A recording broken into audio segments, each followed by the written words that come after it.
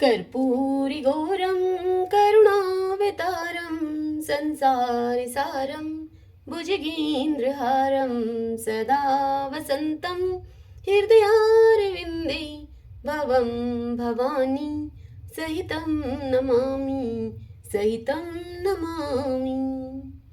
श्री शिवाय नमस्तोभ्यम। आज आप सब सुन रहे हैं श्री शिव महापुराण कथा रुद्र संहिता के तृतीय खंड पार्वती से। आज की कथा में हम सुनेंगे हिमवान का भगवान शिव के पास लगन पत्रिका को भेजना, विवाह के लिए आवश्यक सामान जुटाना, मंगलाचार का आरंभ करना, उनका निमंत्रण पाकर पर्वतों और नदियों का दिव्य रूप से आना, पुरी की सजावट तथा विश्वकर्मा के द्वारा दिव्य मंडप तथा देवताओं के निवास के लिए दिव्य लोकों का निर्माण कराना, भगवान शिव का नारद जी के द्वारा सब देवताओं को निमंत्रण दिलाना, सबका आगमन तथा शिव का मंगलाचार एवं ग्रह पूजन आदि करके कैलाश से बाहर निकलना, भगवान शिव का बारात लेकर हिमालयपुरी की ओर प्रस्थान करना। आज के दिवस हम इस पावन कथा का रसपान कर रहे हैं। तो आइए सर्वप्रथम भगवान का स्मरण करते हुए सभी बोलिए श्री शिवाय नमस्तुभ्यम। नारद जी ने पूछा ब्रह्मा जी से, हे तात, हे महाप्राग प्रभो, आप कृपा पूर्वक यह बताइए कि सप्तऋषियों के चले जाने पर हिमाचल ने क्या किया। तब ब्रह्मा जी नारद जी से बोले कि हे मुनीश्वर, अरुंधति के सहित उन सप्तऋषियों के चले जाने पर हिमवान ने जो कार्य किया वह मैं तुम्हें बता रहा हूँ। सप्तऋषियों के जाने के बाद अपने मेरु आदि भाई बंधुओं को आमंत्रित करके पुत्र और पत्नी के सहित महामनस्वी गिरिराज हिमवान बड़े ही हर्ष का अनुभव करने लगे। तदंतर ऋषियों की आज्ञा के अनुसार हिमवान ने अपने पुरोहित गर्ग जी से बड़ी प्रसन्नता के साथ लगन पत्रिका लिखवाई। उस पत्रिका को उन्होंने भगवान शिव के पास भेजा। पर्वतराज के बहुत से आत्मीय जन प्रसन्न मन से नाना प्रकार की सामग्रियां लेकर वहां पर गए। कैलाश पर भगवान शिव के समीप पहुंचकर उन लोगों ने शिव को तिलक लगाया और वह लगन पत्र उनके हाथ में दिया। वहां भगवान शिव ने उन सबका यथायोग्य विशेष सत्कार किया। फिर वे सभी लोग प्रसन्नचित होकर शैलराज के पास लौट आए। महेश्वर के द्वारा विशेष सम्मानित होकर बड़े हर्ष के साथ लौटे हुए उन लोगों को देखकर हिमवान के हृदय में अत्यंत हर्ष हुआ। तत्पश्चात आनंदित होकर शैलराज ने नाना देशों में रहने वाले अपने बंधुओं को लिखित निमंत्रण भेजा, जो कि उनके उन बंधुओं को सुख देने वाला था। इसके बाद हिमवान बड़े आदर और उत्साह के साथ उत्तम अन्न एवं नाना प्रकार की विवाह उचित सामग्रियों का संग्रह करने लगे। उन्होंने चावल, गुड़, शक्कर, आटा, दूध, दही, घी, मिठाई, नमकीन पदार्थ, मक्खन, पकवान, महान स्वादिष्ट रस और नाना प्रकार के व्यंजन इतने अधिक एकत्र किए कि सूखे पदार्थों के पहाड़ खड़े हो गए और द्रव्य पदार्थों की बावड़ियां बन गई। शिव के पार्षदों और देवताओं के लिए हितकर नाना प्रकार की वस्तुएं, भांति भांति के बहुमूल्य वस्त्र, आग में तपाकर शुद्ध किए हुए स्वर्ण, रजत और विभिन्न प्रकार के मणि रत्न, इनका तथा अन्य उपयोगी द्रव्यों का विधि पूर्वक संग्रह करके गिरिराज ने मंगलकारी दिन में मांगलिक कृत्य करना आरंभ किया। पर्वतराज के घर में स्त्रियों ने पार्वती का संस्कार कराया। भांति भांति के आभूषणों से विभूषित हुई राजभवन की उन सुंदर स्त्रियों ने से आनंद मंगल कार्य का संपादन किया। नगर के ब्राह्मणों की स्त्रियों ने स्वयं बड़े हर्ष के साथ लोकाचार का अनुष्ठान किया। उसमें मंगल पूर्वक भांति भांति के उत्सव मनाए गए। हर्ष भरे हुए हृदय से उत्तम मंगलाचार का संपादन करके हिमालय भी सर्वतोभावेन बड़े प्रसन्न हुए और अपने निमंत्रित बंधुजनों के आगमन की उत्सुकता पूर्वक अब प्रतीक्षा करने लगे। इसी बीच में उनके निमंत्रित बंधु बांधव आने लगे।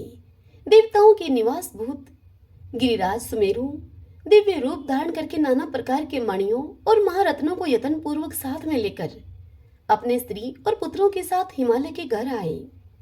मंदराचल, अस्ताचल, उद्याचल, मल्य, दुर्धर, निषद, गंधमादन, करवीर, महेंद्र, परियात्र, क्रौंच, पुरुषोत्तम शैल, नील, त्रिकुट, चित्रकूट, वेंकट, श्रीशैल, गोकामुख, नारद, विंध्य, कालंजर, कैलाश तथा अन्य पर्वत दिव्य रूप धारण करके अपने स्त्री और पुत्रों के साथ बहुत सी भेंटें सामग्री लेकर वहां पर उपस्थित हुए।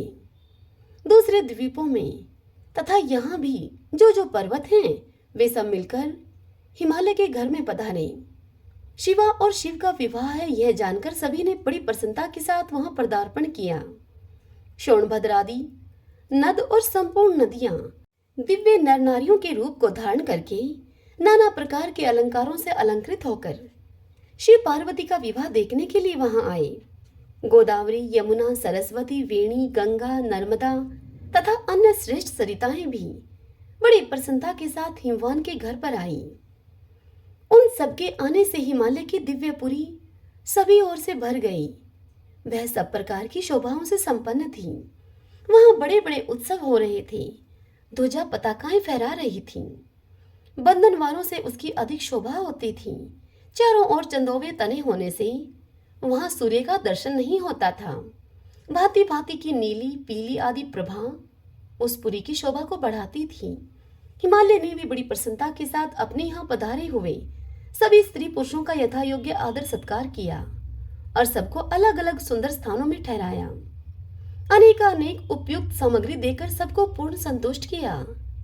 हे मुनिश्रेष्ठ नारद, तदंतर शैलराज हिमवान ने प्रसन्न होकर महान उत्सव से परिपूर्ण अपने नगर को विचित्र रीति से सजाना आरंभ किया। सड़कों को झाड़ बुहार कर उन पर छिड़काव कराया। उन्हें बहुमूल्य साधनों से सुसज्जित एवं शोभित किया। प्रत्येक घर के दरवाजे पर केले आदि मांगलिक वृक्ष लगाए गए और उन्हें मांगलिक द्रव्यों से संयुक्त किया। आंगन को केले के खंभों से सजाया। रेशम की डोरों में आम के पल्लव बांधकर बंदरवारें बनवाई और उन्हें उन खंभों के चारों ओर लगवा दिया। मालती के फूलों की मालाएं उस आंगन के सब ओर लटका दी गई। सुंदर तोरणों से वह आंगन का भाग अत्यंत प्रकाशमान जान पड़ता था। चारों दिशाओं में मंगल सूचक शुभ द्रव्य रखे गए थे जो उस प्रांगण की शोभा को बढ़ा रहे थे।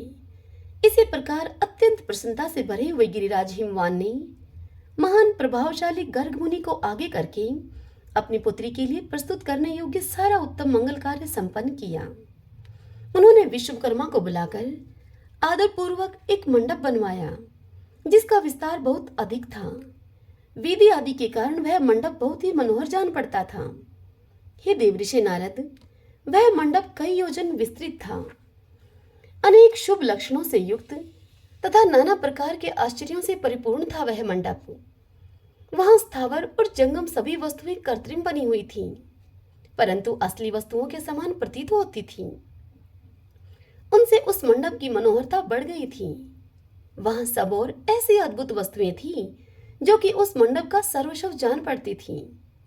नाना प्रकार की निराली वस्तुओं का चमत्कार वहां छा रहा था। वहां की स्थावर वस्तुओं से जंगम और जंगम वस्तुओं से स्थावर पराजित हो रहे थे, अर्थात वे एक दूसरे से बढ़कर शोभाशाली और चमत्कारपूर्ण दिखाई देते थे। उस मंडप की स्थल भूमि जल से पराजित हो रही थी, अर्थात चतुर से चतुर मनुष्य भी यह नहीं जान पाते थे कि इसमें कहाँ जल है और कहाँ स्थल है।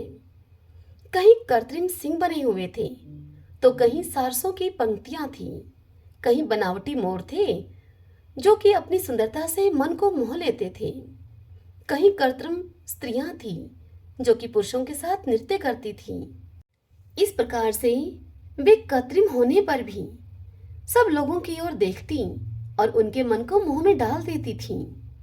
उसी विधि से मनोहर द्वारपाल भी बने हुए थे जो कि स्थावर होने पर भी जंगमों के समान जान पड़ते थे, अर्थात निर्जीव होते हुए भी जीव लगा करते थे, सचमुच के दिखा करते थे। वे अपने हाथों से धनुष उठाकर उनको खींचते देखे जाते थे। द्वार पर कृत्रिम महालक्ष्मी खड़ी थी जिसकी रचना अद्भुत थी। वह समस्त शुभ लक्षणों से संयुक्त दिखाई देती थी। उन्हें देखकर ऐसा जान पड़ता था कि मानो क्षीर सागर से साक्षात लक्ष्मी यहाँ आ गई हो। उस मंडप में स्थान स्थान पर सजे सजाए कृत्रिम हाथी खड़े किए गए थे जो कि असली हाथियों के समान ही प्रतीत होते थे। घुड़सवारों के सहित घोड़े और हाथी सवारों के साथ हाथी बनाए गए थे। जहां तहां रथियों के साथ रथ बने थे जो कि कृत्रिम अश्वों से खींचे जाते थे। उन्हें देखकर लोगों को बड़ा ही आश्चर्य होता था। इनके सिवा दूसरे दूसरे कृत्रिम वाहन भी वहां पर खड़े थे। पैदल सिपाहियों की कृत्रिम सेना भी वहां मौजूद थी। हे मुनि नारद, प्रसन्न चित्त वाले विश्वकर्मा ने देवताओं और मुनियों को भी मोह और आश्चर्य में डालने के लिए वहां ऐसी अद्भुत रचनाएं की थी। मंडप के समीप सबसे बड़े फाटक पर कृत्रिम नंदी खड़ा था, जो कि शुद्ध शैफ्टिक मणि के समान उज्जवल कांति से सुशोभित होता था। भगवान शिव के वहां नंदी की जैसी ही आकृति है, ठीक वैसी ही वहां भी थी। उस कृत्रिम नंदी के ऊपर रत्न विभूषित महादिव्य पुष्पक शोभा पाता था, जो पल्लवों तथा श्वेत चामरों से सजाया गया था। उसके वाम पार्श्व में दो कृत्रिम हाथी खड़े थे, जिनका रंग विशुद्ध केसर के समान था। वे हाथी 4 दांतों वाले बनाए गए थे और 60 वर्ष के पाठों के समान दिखते थे। वे परस्पर स्नेह करते से प्रतीत होते थे। उनमें बड़ी चमक थी। इसी प्रकार सूर्य के समान अत्यंत प्रकाशमान 2 दिव्य आशु भी विश्वकर्मा ने वहां बनाए हुए थे, जो चंवर से अलंकृत और दिव्य आभूषणों से विभूषित थे। श्रेष्ठ रत्नमय आभूषणों से संपन्न कवचधारी लोकपाल तथा संपूर्ण देवता भी वहां विश्वकर्मा के द्वारा रचे गए थे, जो कि ठीक उन्हीं लोकपालों और देवताओं से मिलते जुलते थे। इसी तरह भृगुवादी समस्त तपोधन ऋषि, अन्यान्य उपदेवता और सिद्ध भी उनके द्वारा वहां निर्मित हुए थे। गरुड़ आदि समस्त पार्षदों से युक्त भगवान विष्णु का कृत्रिम विग्रह भी विश्वकर्मा ने वहां बनाया था, जिसका स्वरूप साक्षात श्रीहरि के समान ही आश्चर्यजनक था। हे नारद, इसी प्रकार पुत्रों, वेदों और सिद्धों से घिरे हुए मुझ ब्रह्मा की भी प्रतिमा वहां बनाई गई थी, जो मेरे समान ही वैदिक सूक्तों का पाठ कर रही थी। ऐरावत हाथी पर चढ़े हुए देवराज इंद्र भी वहां दलबल के साथ खड़े थे। वे भी कृत्रिम ही बनाए गए थे और परिपूर्ण चंद्रमा के समान प्रकाशित होते थे। हे देवऋषि, बहुत कहने से क्या लाभ। हिमाचल से प्रेरित हुए विश्वकर्मा ने वहां शीघ्र ही संपूर्ण देव समाज के कृत्रिम विग्रहों का निर्माण कर लिया था। इस प्रकार उन्होंने दिव्य मंडप की रचना की थी। वह मंडप अनेक आश्चर्यों से युक्त, महान तथा देवताओं को भी मोह लेने वाला था। तदंतर गिरिराज हिमवान की आज्ञा से परम बुद्धिमान विश्वकर्मा ने देवता आदि के निवास के लिए उनके कृत्रिम लोकों का भी यत्न पूर्वक निर्माण किया। उन्हीं लोकों में उन्होंने उन देवताओं के लिए अत्यंत तेजस्वी, परम अद्भुत और सुखदायक बड़े बड़े दिव्य मंचों अर्थात सिंहासनों की रचना की। इसी तरह उन्होंने मुझ स्वयंभू ब्रह्मा के निवास के लिए क्षण भर में ही अद्भुत सत्यलोक की रचना कर डाली, जो कि उत्तम दीप्ति से उद्दीप्त हो रहा था। साथ ही भगवान विष्णु के लिए भी क्षण भर में ही दूसरे दिव्य बैकुंठ धाम का निर्माण कर दिया, जो कि परम उज्जवल तथा नाना प्रकार के आश्चर्यों से परिपूर्ण था। इसी तरह विश्वकर्मा ने देवराज इंद्र के लिए भी दिव्य, अद्भुत, उत्तम एवं समस्त ऐश्वर्यों से संपन्न ग्रह की रचना की। अन्य लोकपालों के लिए भी उन्होंने प्रसन्नता पूर्वक बड़े ही सुंदर, दिव्य, अद्भुत एवं बड़े बड़े भवन बनाए। फिर कर्मशः समस्त देवताओं के लिए भी उन्होंने कर्मशः विचित्र ग्रहों का निर्माण किया। परम बुद्धिमान विश्वकर्मा को भगवान शंकर का महान वरदान प्राप्त था। इसीलिए उन्होंने शिव के संतोष के लिए क्षण भर में ही इन सब वस्तुओं की रचना कर डाली। तदंतर उसी प्रकार भगवान शंकर के लिए भी उन्होंने एक शोभाशाली ग्रह का निर्माण किया, जो कि शिव के चिन्ह से युक्त तथा शिवलोकवर्ती दिव्य भवन के समान ही अनुपम था। श्रेष्ठ देवताओं ने उसकी भूरी भूरी प्रशंसा की थी। वह परम उज्जवल, महान प्रभापुंज से उद्भाषित, उत्तम और अद्भुत था। विश्वकर्मा ने भगवान शिव की प्रसन्नता के लिए वहां ऐसी अद्भुत रचना की थी, जो कि परम उज्जवल होने के साथ ही साक्षात महादेव जी को भी आश्चर्य में डालने वाली थी। इस प्रकार यह सारा लौकिक व्यवहार करके हिमाचल बड़ी प्रसन्नता के साथ भगवान शंभु के शुभागमन की प्रतीक्षा करने लगे। अब हे देवऋषि नारद, हिमालय का यह सारा आनंददायक वृत्तांत मैंने तुमसे कह सुनाया है। अब और तुम क्या सुनना चाहते हो? ब्रह्मा जी की इस बात को सुनकर नारद बोले, विष्णु शिष्य महाप्राग, हे तात, हे विधाता, आपको नमस्कार है। हे कृपानिधि, आपके मुख से यह अद्भुत कथा मुझे सुनने को मिली है। अब मैं भगवान चंद्रमौली के परम मंगलमय तथा समस्त पाप राशि के विनाशक वैवाहिक चरित्र को सुनना चाहता हूँ। हे पितामह, उस मंगल पत्रिका को पाकर महादेव जी ने क्या किया, परमात्मा शंकर की वह दिव्य कथा मुझे सुनाइए। तब ब्रह्मा जी ने नारद से कहा कि बेटा, तुम बड़े बुद्धिमान हो, भगवान शंकर के उत्तम यश को तुम सुनो। मंगल पत्रिका को पाकर भगवान शंकर ने जो कुछ किया, अब मैं तुम्हें वह बताता हूँ। भगवान शिव उस मंगल पत्रिका को प्रसन्नता पूर्वक हाथ में लेकर हृदय में बड़े हर्ष का अनुभव करते हुए हंसने लगे। फिर उन भगवान ने उसे लाने वालों का सम्मान किया। तत्पश्चात उसे बांचकर विधि पूर्वक स्वीकार किया। इसके बाद हिमाचल के यहाँ से आए हुए लोगों को बड़े आदर सम्मान के साथ उन्होंने विदा किया। तदंतर उन मुनियों से कहा कि आप लोगों ने मेरे शुभ कार्य का भली भांति संपादन किया है। अब मैंने विवाह स्वीकार कर लिया है, इसलिए आप लोगों को मेरे विवाह में आना चाहिए। भगवान शंकर का यह वचन सुनकर वे ऋषि बड़े ही प्रसन्न हुए और उन्हें प्रणाम एवं उनकी परिक्रमा करके अपने परम सौभाग्य की सराहना करते हुए अपने धाम को चले गए। हे मुनि नारद, तदंतर महालीला करने वाले देवेश्वर भगवान शंभु ने लोकाचार का सहारा लेकर तत्काल ही तुम्हारा स्मरण किया। तुम अपने सौभाग्य की प्रशंसा करते हुए बड़ी ही प्रसन्नता के साथ वहां पर आए और मस्तक झुकाकर प्रणाम करके हाथ जोड़कर बड़े ही विनीत भाव से तुम खड़े हो गए। तब भगवान शिव ने तुमसे कहा कि हे नारद, तुम्हारे उपदेश देने से देवी पार्वती ने बड़ी भारी तपस्या की है और उस तपस्या से संतुष्ट होकर मैंने उन्हें यह वर दिया कि मैं पति रूप से तुम्हारा पाणी ग्रहण करूंगा। पार्वती की भक्ति को देखकर मैं उनके वश में हो गया हूं, इसलिए उनके साथ मैं विवाह करूंगा। सब ऋषियों ने लगन का साधन और शोधन कर दिया है, अतः आज से 7वें दिन मेरा विवाह होगा। उस अवसर पर लौकिक रीति का आश्रय लेकर मैं महान उत्सव करूंगा। हे मुने नारद, तुम विष्णु आदि सब देवताओं, मुनियों और सिद्धों को तथा अन्य लोगों को भी मेरी ओर से निमंत्रित करो। सब लोग मेरे शासन की गुरुता को समझकर प्रसन्नता और उत्साह के साथ सब प्रकार से सज धज कर स्त्री पुत्रों को साथ में लेकर यहाँ पर आवे। आगे ब्रह्मा जी इस कथा को सुनाते हुए नारद से कहते हैं कि हे मुने नारद, भगवान शंकर की इस आज्ञा को सिरोधार्य करके तुमने शीघ्र ही सर्वत्र जाकर उन सभी को यह निमंत्रण दे दिया। तत्पश्चात शंभु के पास आकर उनकी आज्ञा के अनुसार तुम वहीं पर ठहर गए। भगवान शिव भी उन सब देवताओं के आगमन की उत्कंठा पूर्वक अब प्रतीक्षा करते हुए अपने गणों के साथ वहीं रहे। उनके सभी गण संपूर्ण दिशाओं में नाचते हुए वहां बड़ा भारी उत्सव मना रहे थे। इसी बीच में भगवान विष्णु सुंदर वेश को धारण किए हुए अपनी पत्नी और दलबल के साथ शीघ्र ही कैलाश पर्वत पर आए और भक्ति भाव से भगवान शिव को प्रणाम करके उनकी आज्ञा पाकर प्रसन्नता पूर्वक उत्तम स्थान में ठहर गए।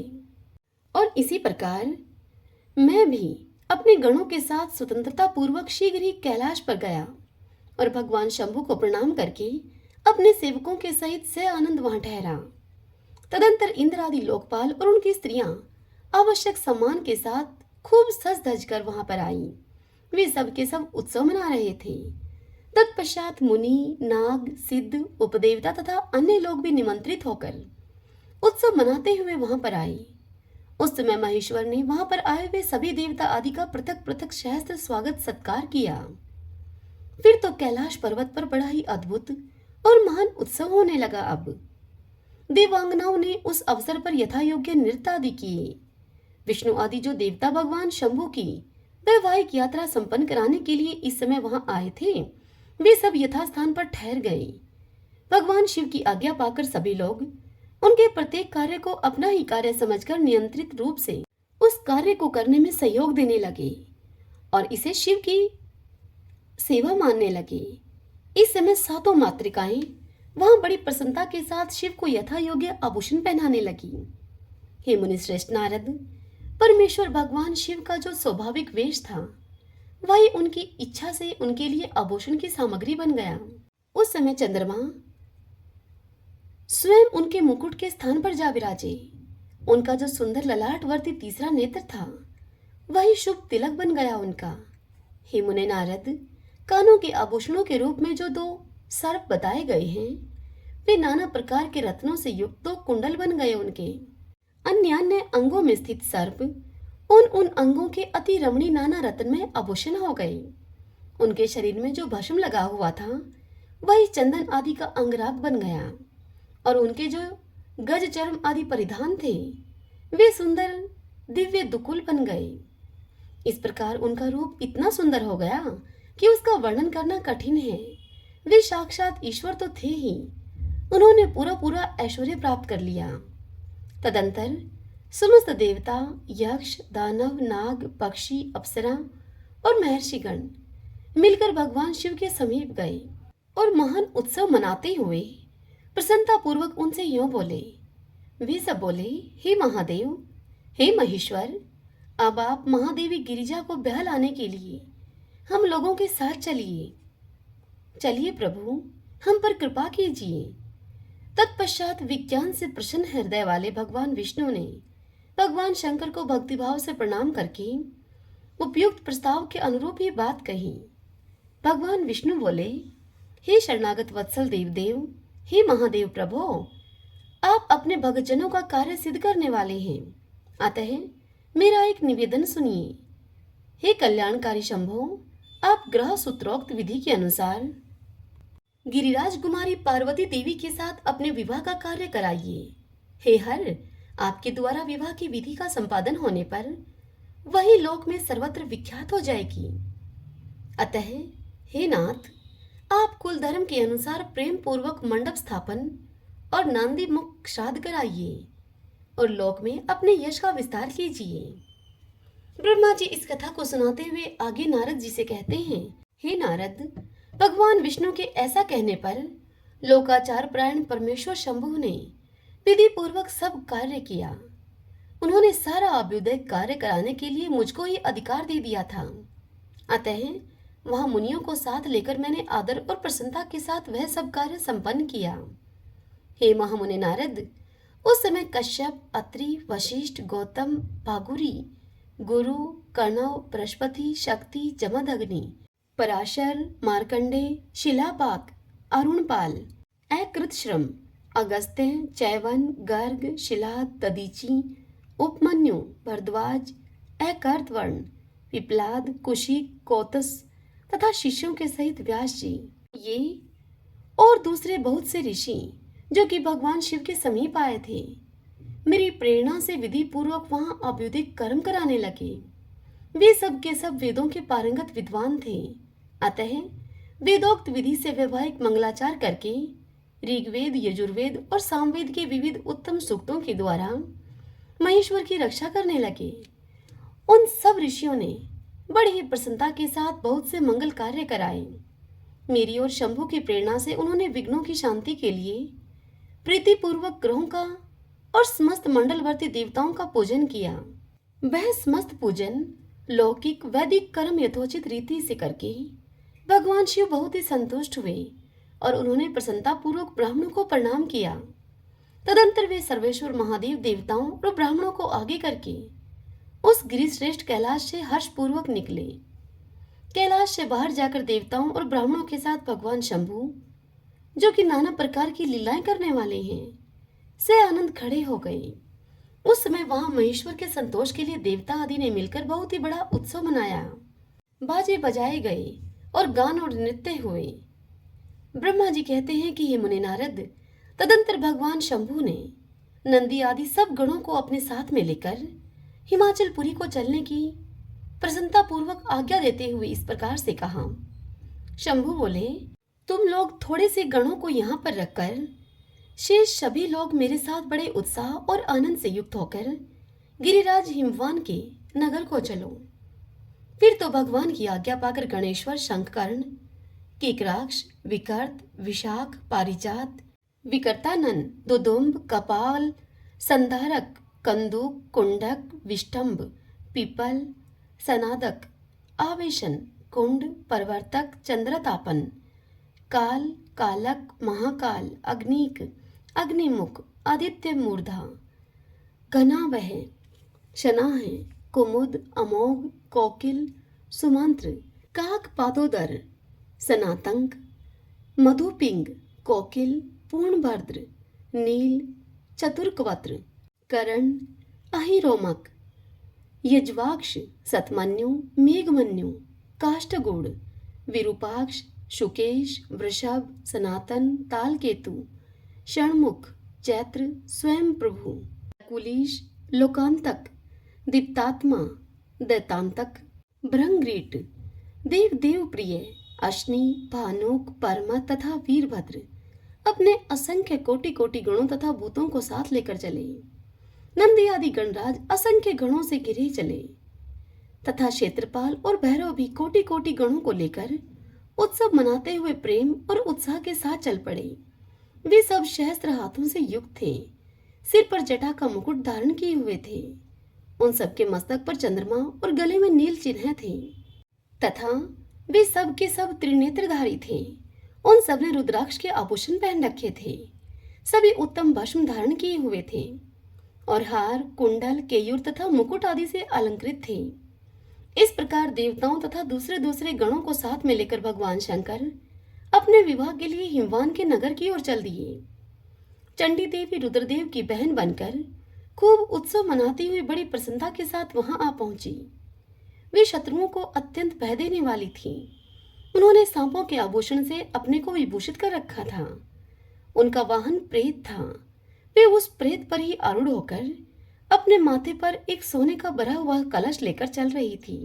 उसका वह कलश महान प्रभा पुंज से प्रकाशित हो रहा था।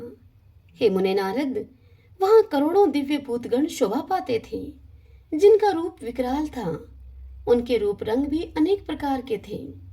उस समय डमरुओं के डिमडिम घोष से, भेरियों की गड़गड़ाहट से और शंखों के गंभीर नाद से तीनों लोग गूंज उठे थे।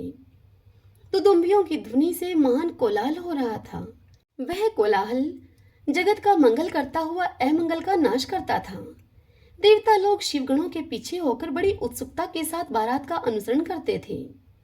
संपूर्ण सिद्ध और लोकपाल आदि भी देवताओं के साथ थे। देव मंडली के मध्य भाग में गरुड़ के आसन पर बैठकर लक्ष्मीपति भगवान विष्णु चल रहे थे। हे मुने नारद, उनके ऊपर महान छत्र तना हुआ था, जो कि उनकी शोभा को बढ़ाता था। उन पर चंवर डुलाए जा रहे थे और वे अपने गणों से घिरे हुए थे। उनके शोभाशाली उन पार्षदों ने उन्हें अपने ढंग से आभूषण आदि के द्वारा विभूषित किया हुआ था।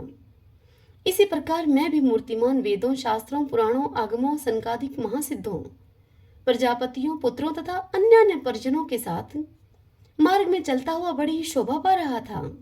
और वहां शिव की सेवा में मैं तत्पर था। देवराज इंद्र भी नाना प्रकार के आभूषणों से विभूषित होकर ऐरावत हाथी पर आरूढ़ होकर अपने सेना के बीच में चलते हुए अत्यंत शोभा पा रहे थे। उस समय बारात के साथ यात्रा करते हुए बहुत से ऋषि भी अपने तेज से प्रकाशित हो रहे थे। वे शिवजी का विवाह देखने के लिए बहुत ही उत्कंठित थे। शाकिनी, यातुदान, बेताल, ब्रह्म राक्षस, भूत, प्रेत, पिशाच, परमथ आदि गण, तुम्ब्रू, नारद, हाहा और हूहू आदि श्रेष्ठ गंधर्व तथा किन्नर भी बड़े हर्ष में भरकर बाजे बजाते हुए चले।